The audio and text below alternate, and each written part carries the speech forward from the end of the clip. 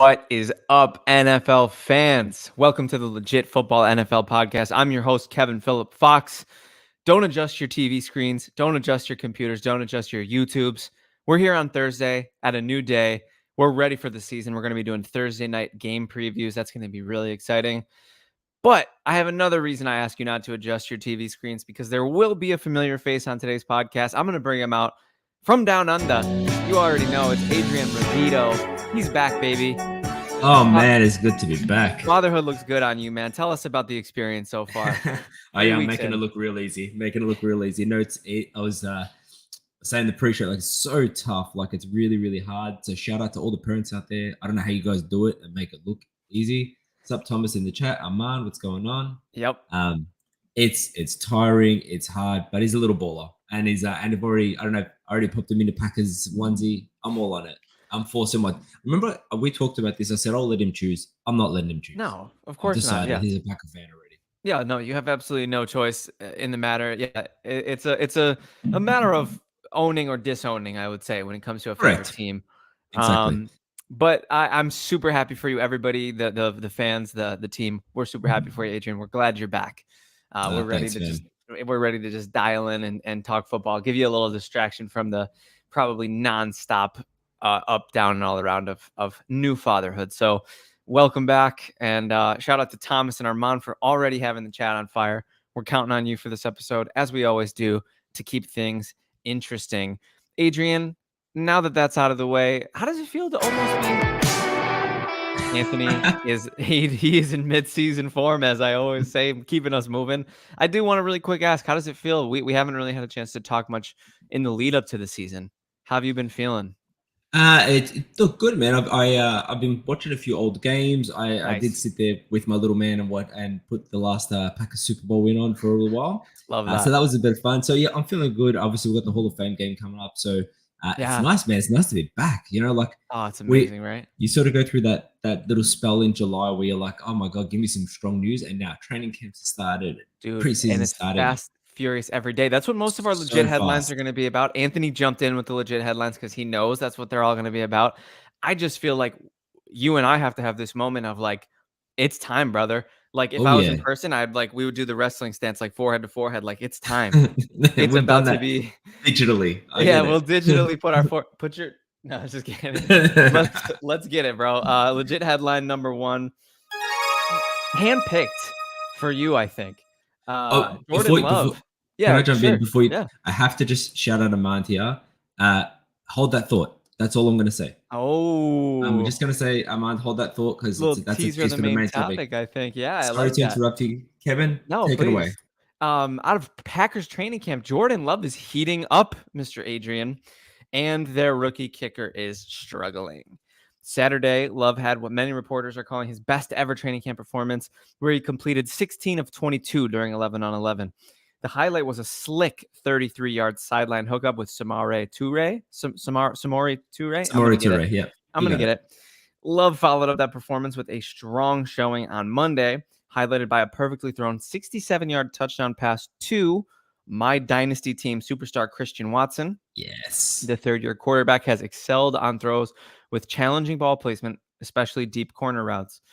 Unfortunately, it's not all rosy out of Packers camp, though, as rookie kicker Anders Carlson made only 2 of 7 field goals on Saturday. GM Brian Goody said that the team will consider adding some competition. Adrian, you're the Packers fan. This is teed up. Take it away. All right. So I'll hit the positive first. So let's talk about Jordan Love for a minute. He's looking good. I mentioned it when I jumped in the chat the other day, and we sort of you guys mentioned there's not a lot of news coming out of there, which is true. So he's definitely started to heat up. If you think he got mentioned actually on Pat McAfee show. If you listen to that podcast, obviously we're better. So you shouldn't be. You should be listening to us. But we have all love for them, though. They're entertaining. Yeah, they are entertaining. So they mentioned it as well. Is if you think back to a couple of years ago, where the problems were his accuracy, and every other day now you're getting these videos coming out of these bombs hitting absolute dimes. We sort of mentioned in the headlines how he's sort of hitting those deep throws and challenging throws. So his accuracy is improving. He wasn't even hitting nets before, and now you see him sort of working his footwork, hitting the nets. So he's always had the arm talent. That is undeniable. and sorry, the arm strength, I should say. Yeah. It was that talent to be accurate, and that seems like it's improving. And it's decision making. It's getting to your second and third read. So I'm personally jumping on board. Which I have to live in that area. I have to live in the space of You do. positivity. I can't go into this Yeah. expecting bad. But don't be surprised, man. Don't be surprised if he comes out and really delivers a surprising, I'm going to say rookie season, which it's not, but a Right. surprising first year as a starter. And particularly, he's flashing a lot of connections with Christian Watson, Romeo Dubs, Samori Toure. They're trying to get their two tight ends involved. I know Luke Musgrave has really sort of popped off the screen. So I'm just, and I will say this though, to counter my own argument, the offense has lost every training camp day. Offense has been up downs because they've lost to the defense. So six out of six times. So that the defense is meant to be the special part of this year. We'll see if Joe Barry can deliver. Yeah, you kind of have to take everything with a grain of salt, right? Because in training camp, because if the offense is shredding, it could be a problem for the defense. If the defense is shredding, it could be a problem for the offense. I tend to subscribe to the iron sharpens iron theory. I tend to believe that I want to see a healthy balance of them, one getting the best of the other. So the Packers, like you said, should have a good defense this year. So it's not surprising that they're containing a first-year starter. But good reports out of camp are better than bad reports out of camp. So the fact that Jordan Love is getting some buzz, I think it gives you as a homer permission to be excited. And I think it gives me, we'll call me an analyst here. I wear my homer hat very frequently, but taking it off, I'm not a Packers fan. I think I can look at it and say, like, of this first year starters, Love has some of the highest potential. He has arguably the highest ceiling, a lot up there with like Howell. And then the rookies, obviously, I think, players like Ritter, I think, and in that build are a little lower ceiling, but maybe could have a higher floor. But look, man, if Jordan Love is who it's seeming like he is, what's a realistic expectation for the Packers season?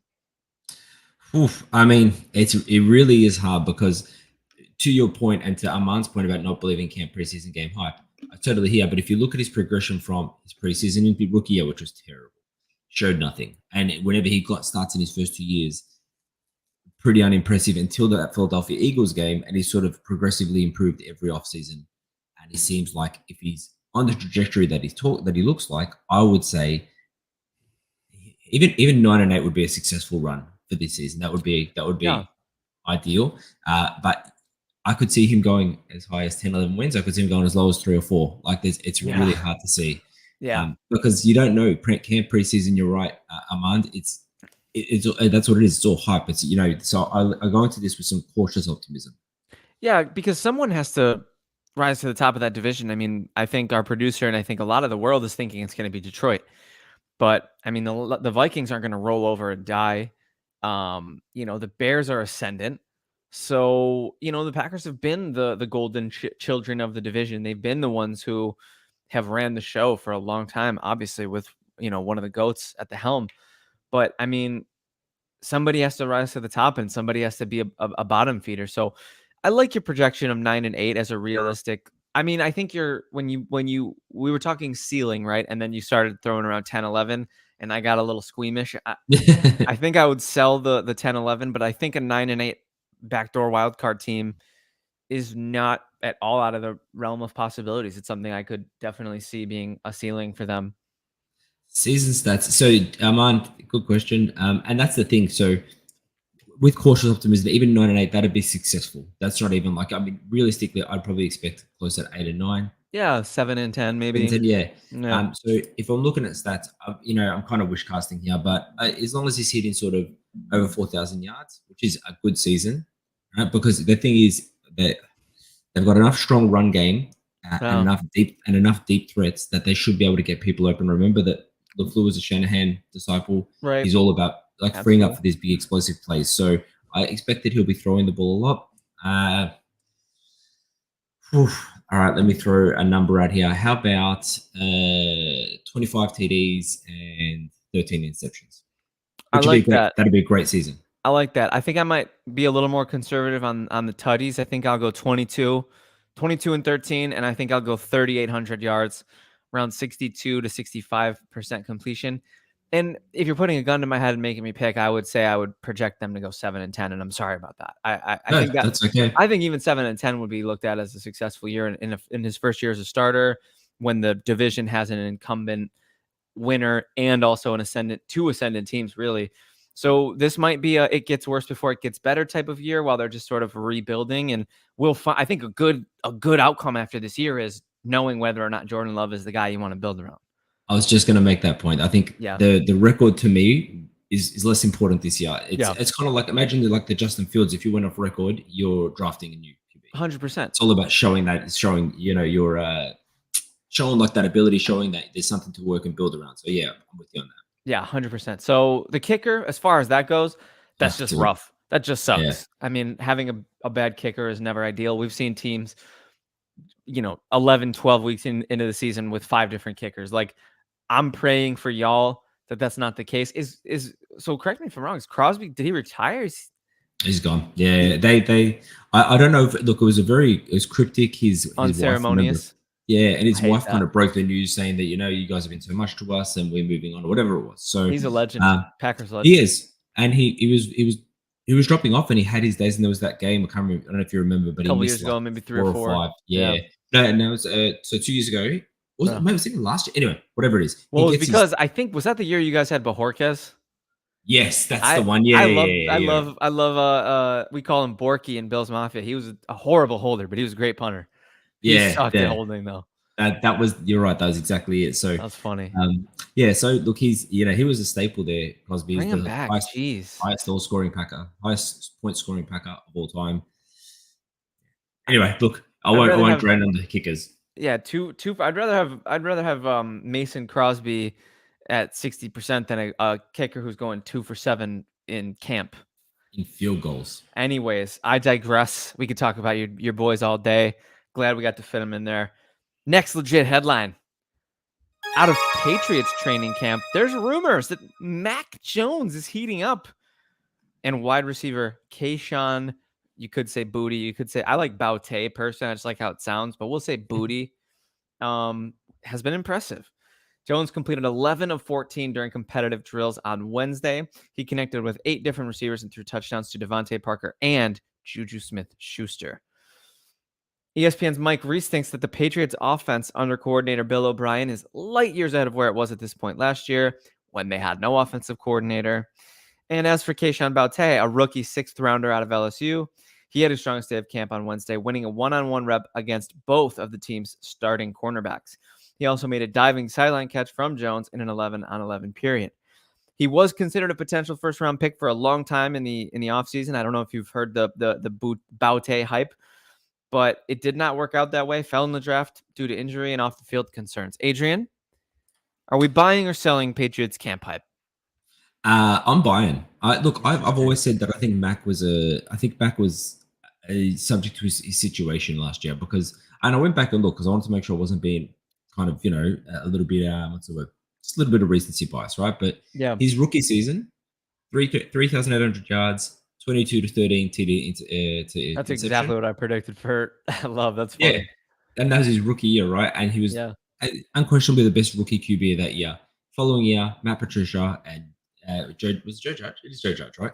As his OCs, less than 3,000 yards, 14 to 11 TD. Like, he just dropped off a cliff. And coaching matters so much. Say it all the time, especially for a young kind of signal caller. You need an offense that he can understand. You need to maximize what he can do. You need to maximize,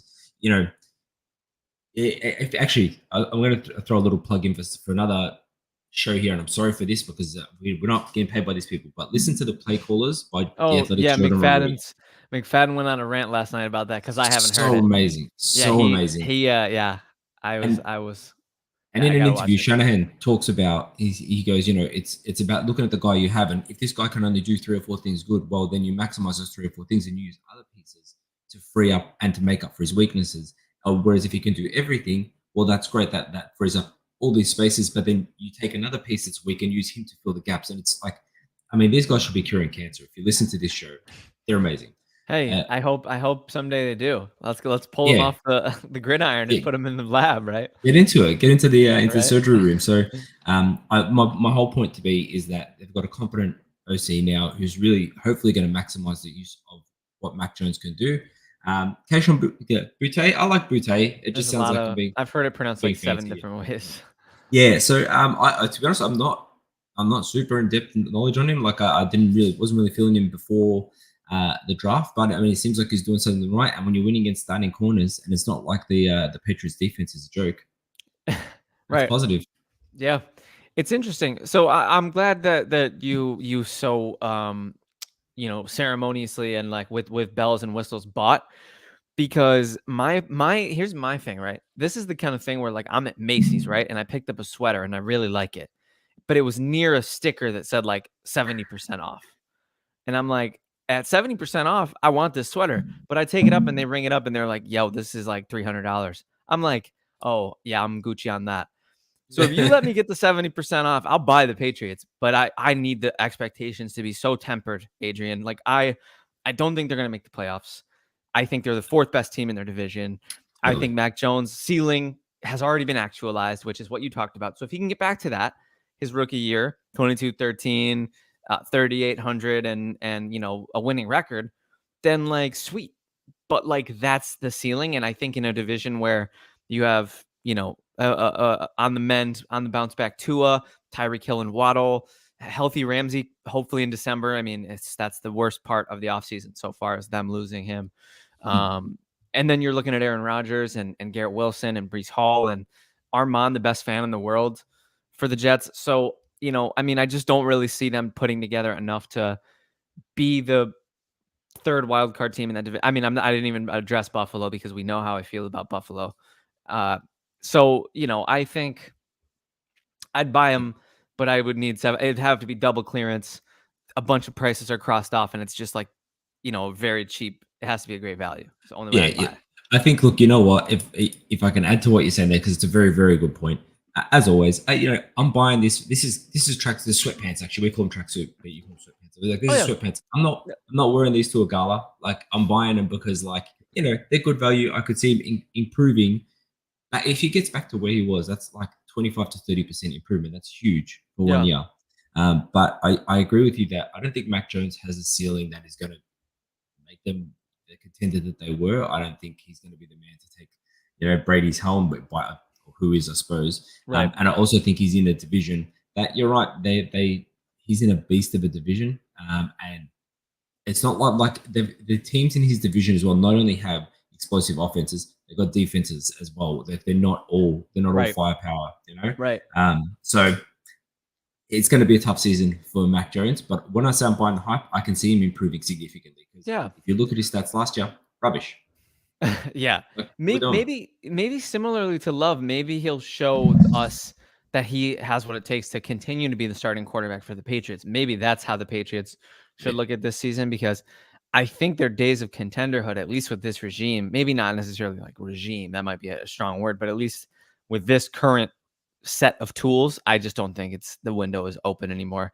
As far as Baute goes, yeah, those first round hype guys that fall into later, they always end up, being shockers. You always got to pay attention, because they got first round hype for a reason. He fell, injuries off the field, this, that, and the other. But between the lines, if he is, who we thought he was at LSU, then I'm not that surprised that he's balling out in camp now. And that team's been starved for decent wide receiver play.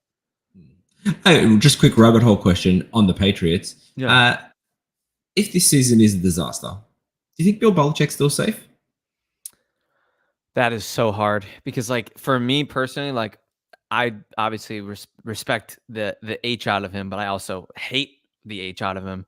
So I would love to see him canned. I think that would be such a poetic ending, but I just don't see it because of what he's accomplished for the like. I'm trying to think of a just example. It would be like if the Bulls fired Phil Jackson. Man, they kind of did. I don't know, man. I could see it. It's hard, right? Because the Patriot way has always been you're only as good as your last season. Like that's they sent Brady out the door, like insane, unceremonious. So we'll see. Yeah, but I got a feeling he could be on the hot seat. But I'm sure we'll talk about that closer to the next off season. Sneaky hot seat. Last but not least, for our legit headlines, before we get into our really exciting main topic, out of Steelers training camp, George Pickens wows, nothing new there. And left tackle, Broderick Jones is passing the early tests. Pickens made an incredible one-handed catch over rookie corner Joey Porter Jr. on Tuesday. According to the Athletics' Mark Kabali, the Steelers have emphasized the downfield passing game to start camp, which plays to Pickens' strengths. Pickens, per Next Gen Stats, had the highest CROE, which is catch rate over expected, on vertical routes last season. As far as Broderick Jones, the Steelers' first-round pick won all 4 of his reps during one-on-one lineman period.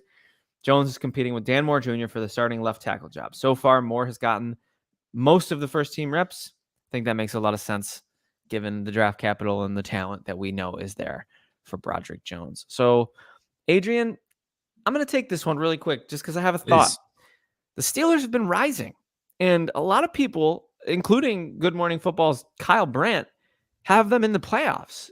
I don't recall, correct me if I'm wrong, Anthony, you can confirm this or not, but Anthony and I did playoff predictions recently, and I want to say maybe, did Anthony have the Steelers in? Anthony, comment if you had the Steelers in. I don't remember, but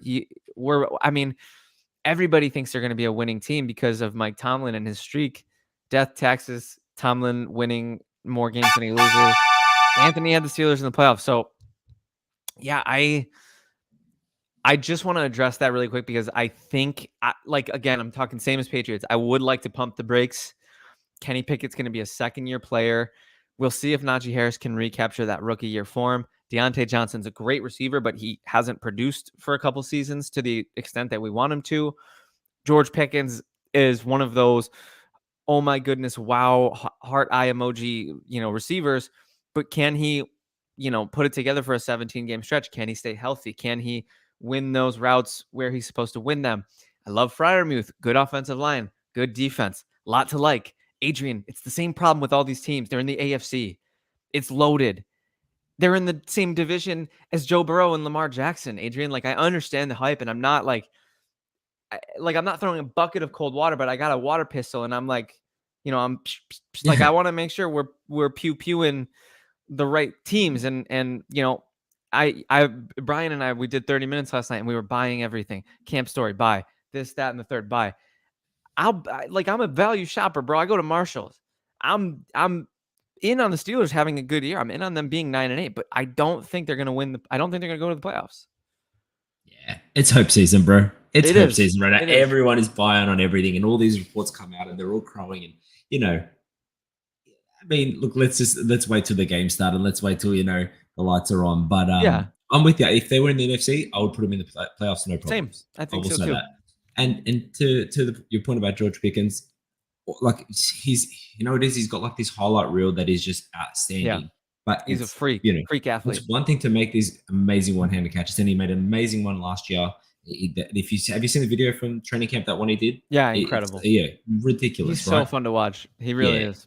But the thing is you can't put it on for 5 catches a year. You've got to put it on 17 games every snap. So he needs that. Pickett needs to step it up, and I think he's got that talent to do that. Yeah. You raised your hand when I was going down the gauntlet of analysts who up. You were just saying up. I wasn't sure if you were saying this guy. Yeah. Playoffs. I didn't know if you were buying a. You were just arrow up for sure. I mean, their stock's up for sure. Yeah, for sure. I mean, bro, the fact that they won 9 games last year, I can't even I remember week, I don't know, I think it was 4 or 5. They were in Buffalo. They were 1-4 or something, and the Bills just stomped them. They benched their starters in the fourth quarter. I thought that team was going to be contender for early draft pick, and they ended up freaking winning 9 games because Mike Tomlin is one of the best coaches in NFL history.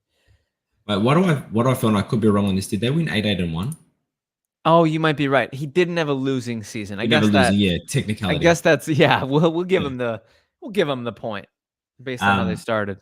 Yeah, but they're in a division that is the thing about their division. Burrow, obviously the injury is a bit of a concern, but they don't seem concerned about him coming back. But other than that, the Ravens and the Browns, they could go either way as well. I know everyone's locked in on Lamar. I'm not as sold. I'm high. Yeah, and I'm not as sold on their receiver room, although I know they've been showing out in camp. The Browns are easily the biggest question mark in the NFL to me. Big time. They could be They could be highest range of 13-4. outcomes out of Yeah. any team, 100%. Yeah, they could be like, honestly, they could be 14-3, or they could be like the worst trading of all time. Is Yeah. Deshaun Watson. So, they're kind of, again, they're a little bit at the mercy of their circumstances, but they're definitely on the way up from where they were. Let's say last year, like they picked it up just because he kind of fell to them, and everyone was like, the Steelers really good. They're on the way up. Yeah. But they're in an AFC. They're in a tough division, and like they're in a tough-ish division, and it could get worse for them. So we'll have to wait. Yeah, it's definitely one that I just don't want the hype train to. I don't want us to lose the brakes on it. Like I will say this: Kenny Pickett consistently for me passes the test as far as what I think a franchise quarterback looks like. I remember in the game against Buffalo that I'm referring to, because it was one of the most complete games of like performance. I think it was Pickett's first NFL start. Buffalo had one of the best DVOA defenses in the league last year. Pickett took a shot late. He was like trying to scramble to pick up first down. The Bills are up 30 something points. And the dude rocked him, and he got up and got back in the dude's face. And I was like, that takes courage. And that's impressive. I also saw a camp highlight, and it was a pro Jalen Warren highlight. I think it was a pass blocking thing, but Pickett showed the right maneuverability, the right like stones to get out of the pocket, hang in there, and he threw a strike in the end zone to Deontay Johnson. And I'm like, man, this guy, apart from the traits, the intangibles are there for me, Adrian. Yeah, the hype train for the Steelers. I had a really good, because you're normally the analogy man, and I'm going to throw my own money here. Got to do it. You ever got to the train station and it's like, this is my platform. That train's there about to leave. I don't know if it's the right one, but I'm just going to jump on. And there is like a 50-50 chance that this could take you directly to where you need to be and where you want to go, or it could take you in the opposite direction. Definitely. But you're like, it's here now. I'm taking it. I'm jumping on. Yeah. So, Steelers fans is something to hope for, but just, again, same as Packers, cautious optimism. It could go really bad or it could go great. We're both optimistic guys, so I feel like I unfortunately I do try to bring a degree of measuredness to it. I'd love to buy everybody. I'd love for 32 teams to make the playoffs every year and 32 teams to get Lombardis, but this is the NFL, baby. There's 14 teams who make the dance, and there's one team who get the sash at the end. Adrian Rovito.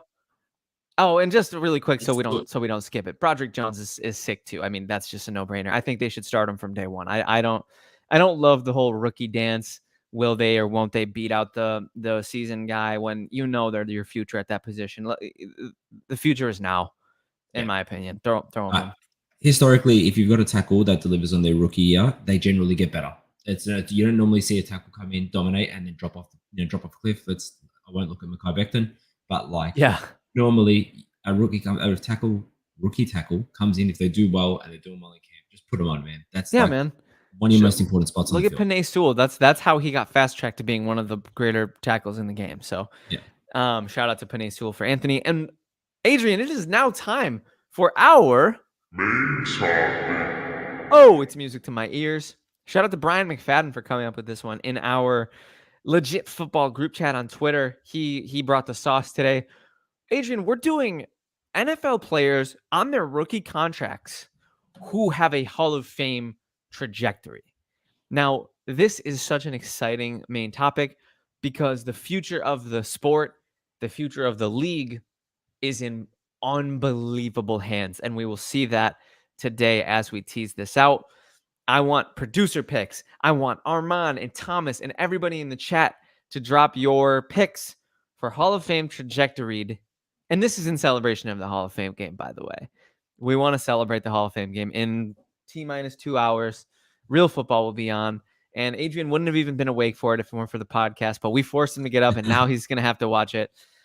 And, Adrian, I'll let you kick it off. I do want to say that somebody in the chat took one of mine, and I hope you don't.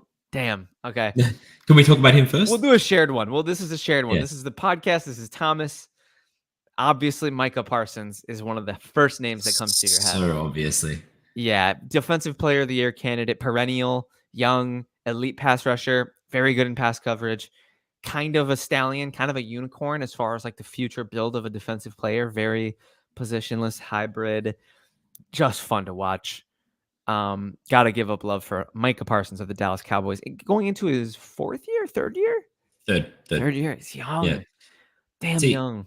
and to that point, so second in defensive player of the year voting rookie season, second defensive player of the year voting last season. Yeah. Like he's just, and you said the word unicorn, and I'm really glad you did, because we talk about versatility in any position. You talk about versatility, being able to play around the field. I think particularly in defense, being able to line up in different spots, it just adds an element to your game. Because in his rookie season, he's just a linebacker. That's it. And then they moved him around. Now he had a recent interview where he said, "quote unquote," "I'm probably going to play 8 positions this year, anything on the front seven and some coverage." And I'm like, yeah. and he also talked about not setting sack records anymore. So he's 13 sacks, 13 and a half for Philadelphia. He said, he goes, "I want to be impact records." He's like, if you talk about Aaron Donald, which is a really good point, he might get 12 sacks, but he is a dominant player.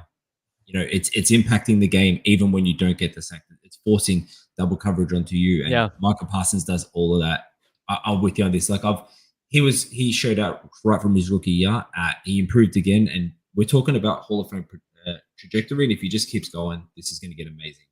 Yeah, I mean, runner-up defensive player of the year 2 years in a row. If he's runner-up defensive player of the year even just 5 times, he's probably a Hall of Fame candidate. Like that's special to do. That means you're one of the 2 best players on that side of the ball for the entire NFL consecutively.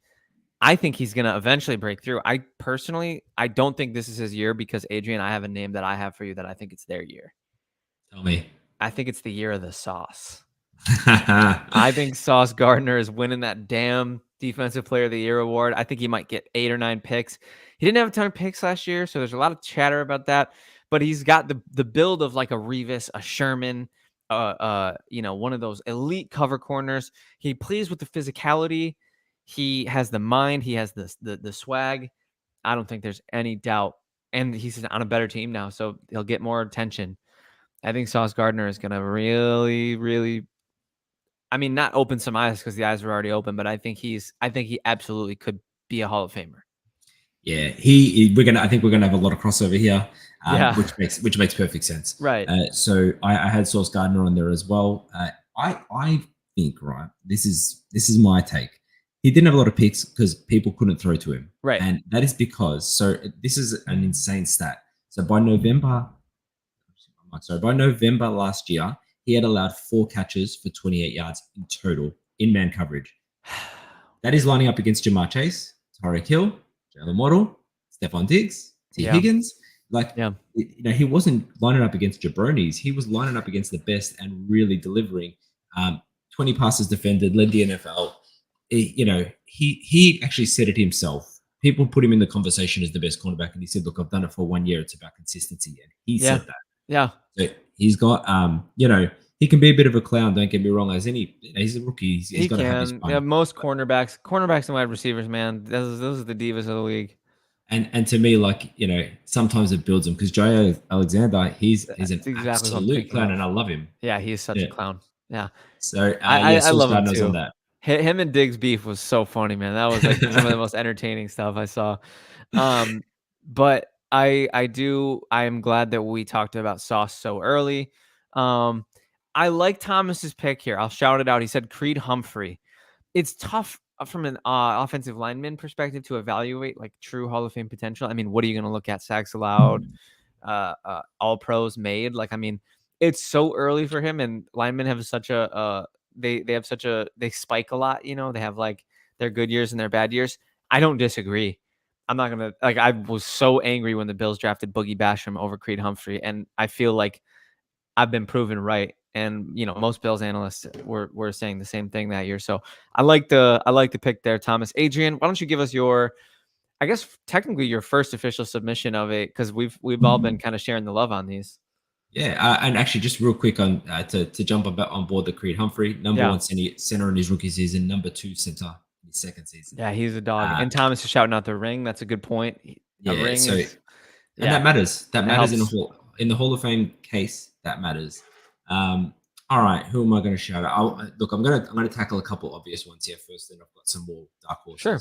Whoa. Make your case though. Don't just tackle it. Okay. Then Okay. tackle. You're right. That When sounded you say lazy. tackle, I'm like, he's gonna run through it. I'm like, let's No, no, simmer. no, no, no, no, no. Because no, what I'm saying is, there's a bunch that I feel like we're going to talk about, and let me Yeah, hit some of those, and there's then some it's no my thing. brainers. Yeah, Yeah. yeah. Hit your no brainers. Hit your layups All right. here. Let's start with JJ, Justin Jefferson. Yeah, that's an We, easy one. Yeah. we, I mean, he has the best wide receiver of all time written all over him, and not even just like the field. His numbers are the best rookie wide receiver numbers of all time. Yeah. Um, the comparisons that he's drawn up against are ridiculous, and he's the kind of guy that everyone knows he's great. He's on a team that doesn't have a fantastic two, so they had Adam Thielen, so he was Yeah. always in double coverage, triple coverage, and still he's hitting these numbers. Sorry, I'm going to quickly look it up because I forget the exact yards he did. I think it was like in the 18 range. Yeah, so yeah, and they've talked about him hitting 2,000 this year. Now, that is just talk, but It's he so possible for him. 128 receptions. Like he went 88 to 108 to 128 receptions. That's over 3 years. Dude, he's such a freak. Yeah, we talk about trajectory and to that when I was talking about Joe Alexander, it's not like every game he had some games like that one against the Packers where he got absolutely shut down, but it's such a blip in his resume because it's like 2 or 3, maybe 4 games in 3 years. Otherwise, he's always on the field. He's always showing up. He's always catching balls. Yeah, no, absolutely. I have nothing but love for Justin Jefferson. It's funny because I think 2 of the best players in the NFL were actually drafted using Buffalo's draft pick. Patrick Mahomes, 110, 2018-17 NFL draft, and Justin Jefferson was the pick we used to acquire Stephon Diggs. So, very, very fascinating as a Bills fan to watch the trajectory of this player's career. But, you know, Buffalo fans love Diggs. They wouldn't trade him for the world, and Vikings fans wouldn't trade J. Jeff for the world. Totally. I'm stoked to watch his career unfold. I can't wait to see his contract, Adrian. If we thought Tyreek Hills was crazy, this one is gonna I think he might be like the first like NFL player who ascends to like king status. Like he might just become a king. Yeah, I hear that's and that trade that you're talking about where you got Diggs and they got Jefferson. It is one of I can probably think of 2 trades that both teams won, like completely won, and that's one of them. And the other one's probably Stafford and Goff to the Lions, like where both teams really came out on top. Yeah, it's a nice thing to see. It's very rare. It doesn't happen, and I think it's funny because the first one that I referred to, the Mahomes trade, we ended up getting Tre'Davious White with that pick, and then we used the extra capital to go get Josh Allen. So basically, that situation was sort of like a Trey White and Josh Allen for Mahomes. I mean, it's weird. It's a weird, you can't. It's not directly correlative, but that's kind of where I think the casuals will be like, oh, Buffalo could have had Mahomes. It's not the same. Mahomes might not have been Mahomes in that regime. Everything is different. Everything unfolds the way it unfolds. But I'm so glad we talked about J. Jeff, Sauce, Creed Humphrey, Micah Parsons. Adrian, I got the layup of layups for you right here. Are you ready for this one? I can feel it. How about oh, I love it. I was gonna pick Anthony, I'm a little mad at you because you didn't even give me a chance to sing praises for your guy. He was on my list, lower on my list, but he's on my list. He's got to really turn it up. He's got to really have this stretch that he's on has to be consistent. He can't have spike years. He's got to be this guy for years. And what has it been 2? He can do that. We're talking trajectory. I think he can, especially if Goff keeps winning the job and keeps Amon-Ra fed. Yeah, I could definitely see him. I definitely had consideration for Amon-Ra. He's a stud. Really, really good pickup. We the Packers got the worst of the brothers. We got Equanimous St. Brown, who that's good. Hey, don't hate. That's Notre Dame. No. Yeah, he was okay. Look, he wasn't terrible, but Amon-Ra, I'm with you. And he's definitely on that trajectory. And you're right. It's all about if he's getting fed the ball. And at the moment, yeah. He's got to be that hyper targeted. Thomas with a good point here. Technically, the Vikings won because of the rookie contract, but it's the most close to even trade I've seen. I guess I can understand where you're coming from a money standpoint, but from a leadership perspective, I mean, this offseason aside, Diggs was so essential in Buffalo's rise to being that AFC Championship team in 2020, and he's been that consistent throughout the year. So from a leadership and a human standpoint, I mean, I think, like I've always said, that's our guy.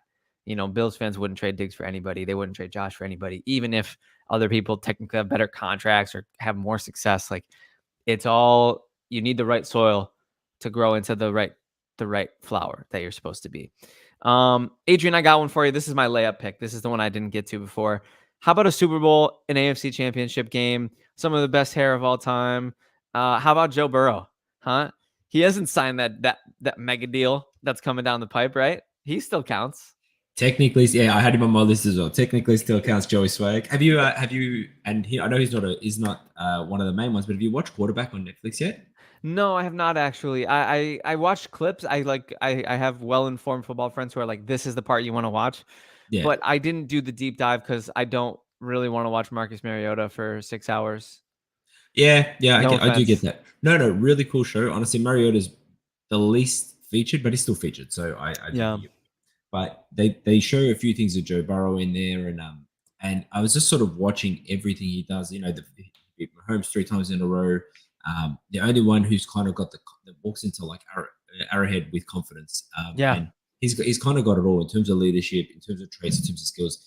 The only thing I'll say, and this is the only thing I'll say, is that this calf injury, really is. I don't think the Bengals are worried at all, but he needs to stay healthy because he lost a year to the ACL. Yeah. Last year he had the appendectomy, and that he appendix during training camp, calf tweaks now. He needs. He's fresh and he's on his rookie contract, so he's going to be most durable now.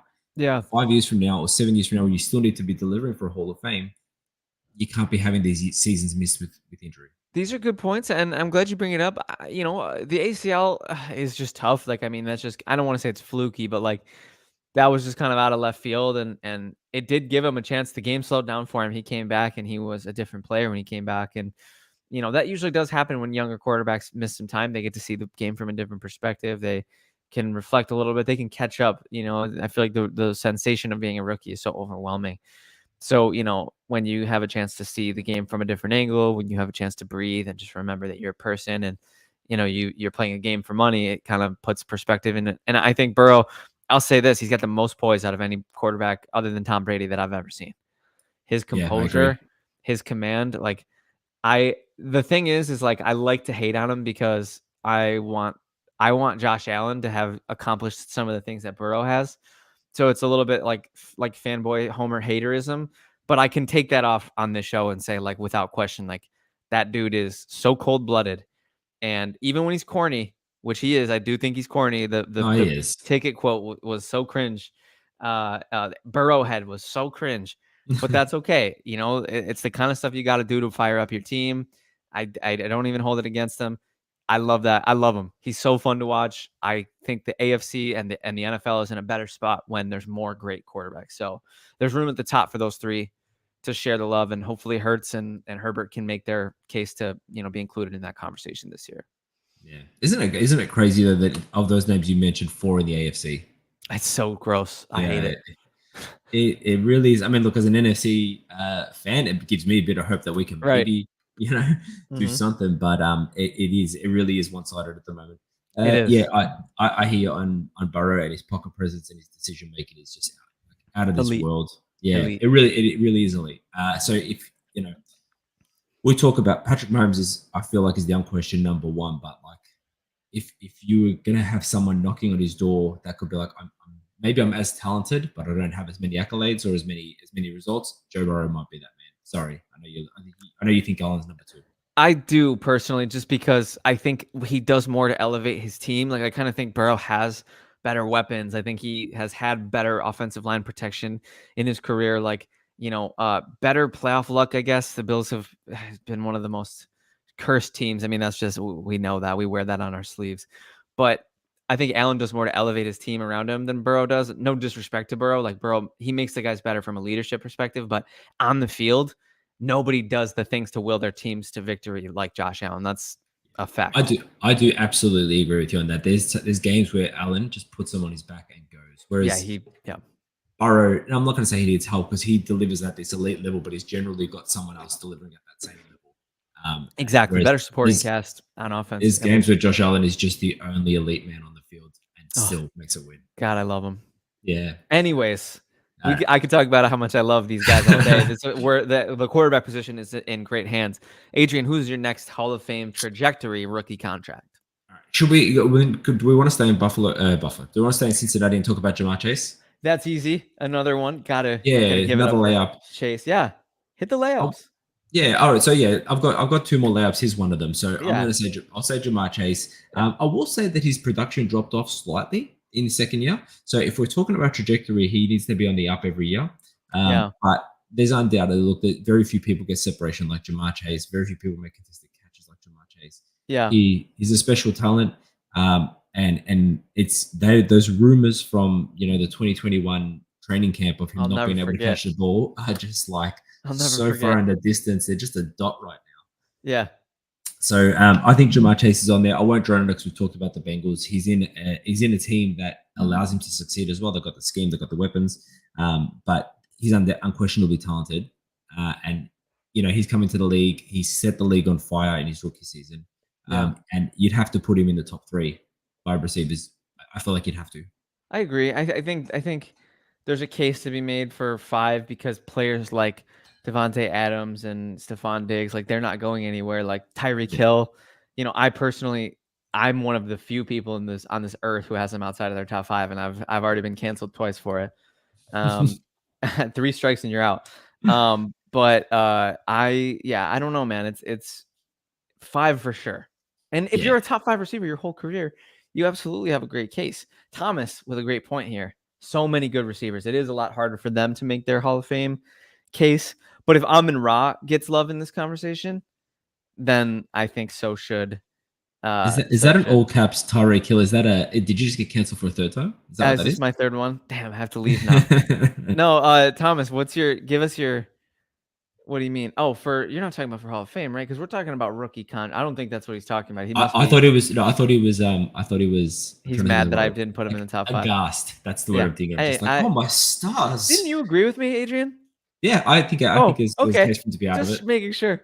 Well, hold on a second. So let me think of this. So Devontae Adams, Jamar Chase, Stephon Diggs are 100% in there. Justin Jefferson is 100% Justin Jefferson. And then I think I had Cooper Kupp. Yeah, Cooper Kupp. You're gonna hate this, but I'd talk about AJ Brown. AJ Brown deserves love. Yeah. Yeah. And I think if you're talking weapons, Tyreek Hill is in the top 5 because of his speed and because of the way that the McDaniel and the Andy Reid coaching tree, like the way that he gets schemed into game plans. It doesn't matter if he's a top 5 receiver. He is a good route runner. He does have good hands. He is good on contested catches.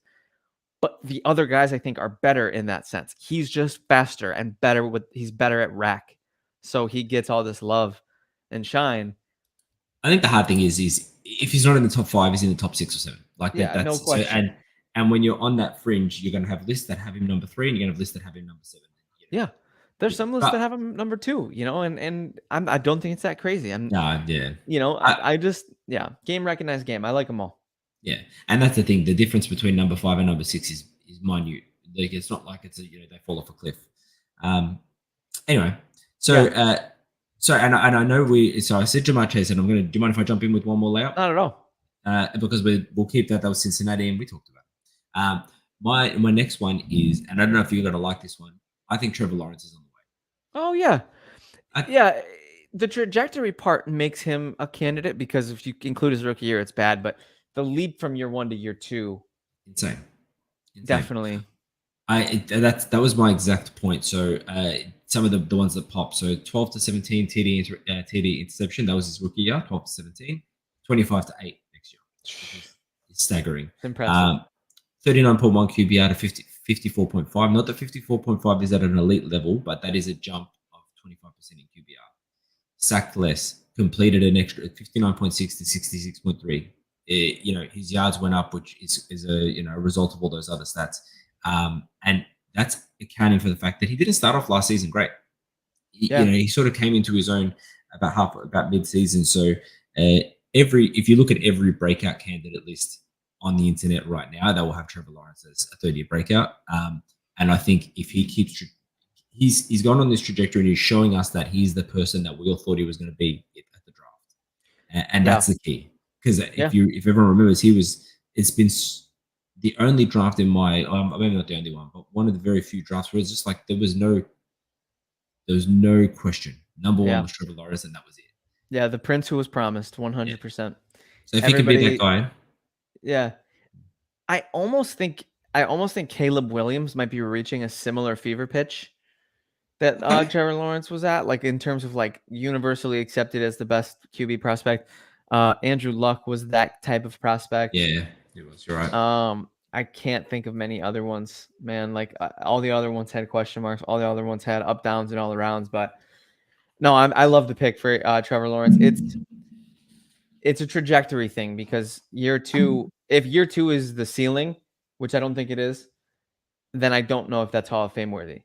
But Yep. he's going into his third year. That's the point of this exercise. So there's a very good chance that he starts putting it together and wins the love and the respect of those players. Adrian, I'll do another one, and I'm gonna go a little deeper down the barrel here. I'm gonna do this to make our producer happy, but I think Mr. Aiden Hutchinson had quite the rookie year. Okay. And I think there's no reason that he couldn't continue to put those kinds of seasons together and put himself in a position where he contends for the Hall, because correct me if I'm wrong, but was he NFC's Defensive Rookie of the Year? You might be correct on that. I think Sauce was the Rookie of the Year for the AFC. Do they do by They do it by conference, right? I think so. Rookie year was Source, but I believe they might have defined by conference. Anyway, doesn't matter. I don't know. He was a stud. Doesn't matter. Yeah, he was a stud, and I think it's early, but that's 1 year. Like if he takes a step forward, a material step forward, he easily could play his way into that conversation as well as another former first overall pick. Yeah, and I'd love to answer you on this, but he did start off a little bit questionable, if I remember right. Like his first couple games were like, oh, is he worth his pick? Yeah, and then he really kind of came into his own. And I just had a quick look: 9.5 sacks, 3 interceptions. yeah, he definitely that's pretty impressive for a defensive end. Yeah, correct. And so and I think the other thing is he elevated the people around him. So that's one of his stats, because the defense on Lions was pretty abysmal, especially to start the season. Yeah. And so, Aiden Hutchinson, when he started playing to his own, people had to account for him, and that makes others better, makes others freer or up against better mismatches. So, I'm with you on this. Actually, I was going to add him to the list. I think he belongs there. Yeah, he's definitely he could be on the way. Lower. He's like I said, bottom of the barrel a little bit. He's not like a layup. Him and Amon-Ra are kind of like, they have to do it. Like they have to show us. Like if this is their ceiling, then they're not it. But there's a very good chance that their ceiling is higher, and we'll see it. Right. So Adrian, do you got any more for me? Yeah, I got 2 more. Again, so I'm going a little lower now. This one here, I'm going to put Tristan Wirfs, left tackle for the Bucks. Oh, great pick. 100%. Yeah, I think look, I look at positional value, of course. I think people, if you're in a left tackle position and you're shining, it's really easy to get that kind of discussions and hype because left tackle is such an important position. He's 3 years in, he's easily a top 5 tackle in the league, if not top kind of 3. So to run you through a few stats: 2020, 81.8 PFF grade, 1 sack allowed. 2021, 84.6 grade, 2 sacks allowed. 2022, 83.8 grade, 2 sacks allowed. I think it's one thing to show it, and I mentioned it earlier. O linemen in general, if they deliver on their rookie year, they tend to get better and better. Yeah, and I think Tristan Wirfs is there. I think he's he's the unquestioned left tackle for the Bucks. He's got the stats to back it up. He doesn't let many people. He has a ring. Yeah, he's got a ring. You're right. Shout out to Thomas's ring point. That's a big one. So Tristan Wirfs. I love it. I love it. I feel like all the easy ones are gone. If I could get some more comments, if Mr. Armand or Thomas or Anthony have any more, that would be cool. We could start sort of going into like a free for all. Like I think Pat Surtain has a case. He's young, extremely talented. Might not have the stats so far, but he does have the talent, I think. Same with AJ Terrell, hasn't signed his contract, correct? Still on a rookie deal. Another one. These guys, these young corners, these elite corners. I think I have one more before we go down the rabbit hole, and that is Brandon Ayuk. Oh my word, brother! That's a little bit of a sexier one because he's wide receiver. It's sexy, and it's also sexy because he's in vogue now. He was like he was a cast aside. Yeah. He was thrown aside, and now he's like the hotness. He's all the talk in camp. I know we had a headline about it not all that long ago. Yeah. He's just like he's in an offense that's loaded with stars, so he's in an area where it's harder to shine, and yet he still does. He's improved year on year. All of this is with, to be fair, relatively mediocre. I'm not going to say subpar, mediocre quarterback play, but you're in a Shanahan offense. Yeah. But then, so you're in a Shanahan offense, but you're also in a Shanahan offense that's going to run through the run game. I love this. Thomas, that's insane. I'm not going to lie. It's a reach, Adrian, but make your case. Prove it. Tell us why. Okay. Yeah, I got you, Thomas. Hear me out, right? He's in a Shanahan offense, as I was saying, so they go through the run game, and he still has been improving year on year, and he's been showing in this camp specifically.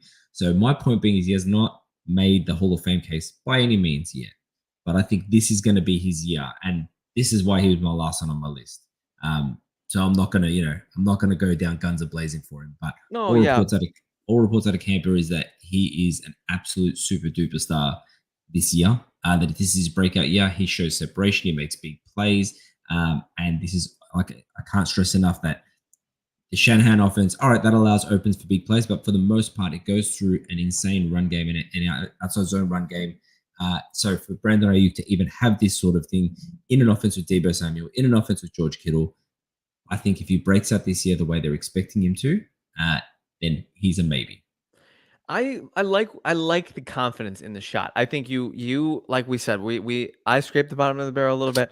You broke through the barrel and you got into like digging in the surface underneath. Absolutely. A little bit. But, looking for worms. But if we're looking for like the spirit of it, he is on his rookie deal. He did take a massive material step each of his last 2 seasons. He has the talent. That's never been questioned.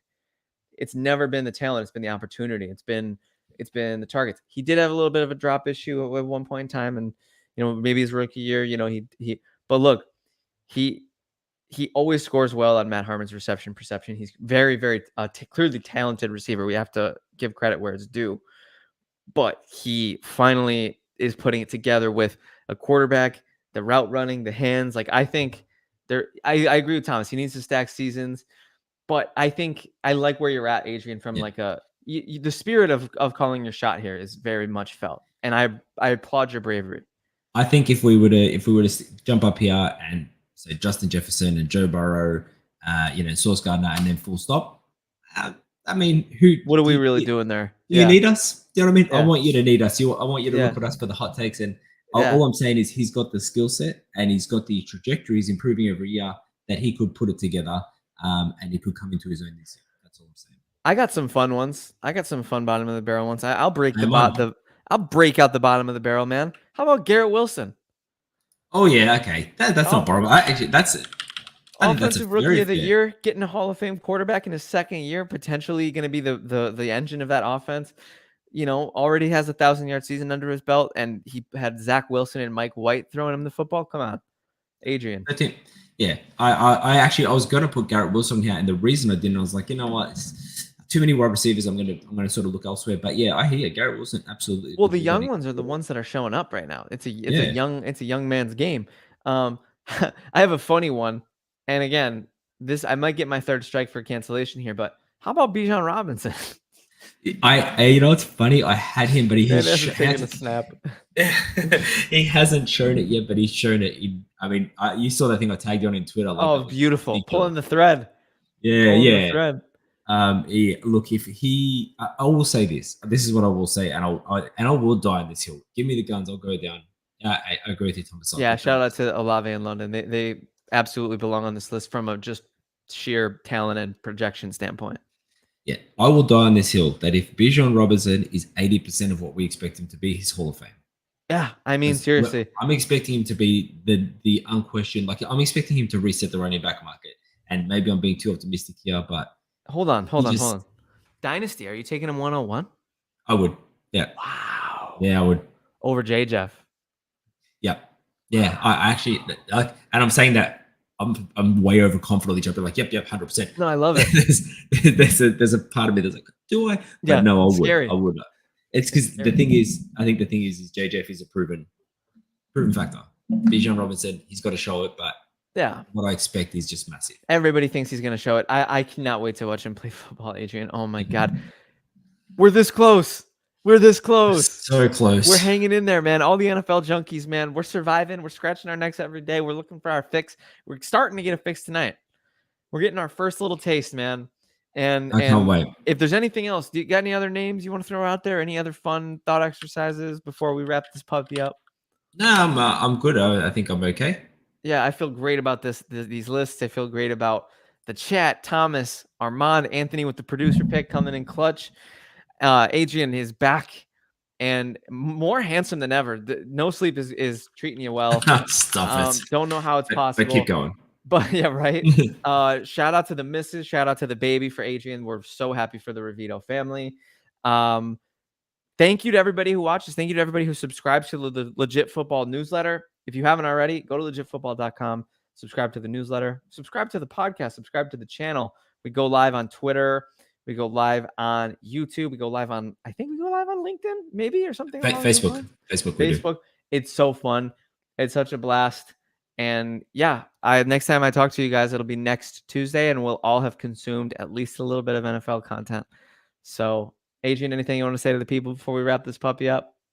Nah, that's a niche market though. Maybe we could go live on LinkedIn, and that's some ideas to We have been, I think we have been. I don't know if we're still doing it now, but we were for a while. McFadden, that was a point of pride for him. Love it. But no, otherwise, I'm excited. Football's starting again. It's back. It's back, baby. Let's yes, sir. We back. All right. This is the Legit Football NFL podcast. I'm your host, Kevin Phillip Fox. Thank you for tuning in. We're out.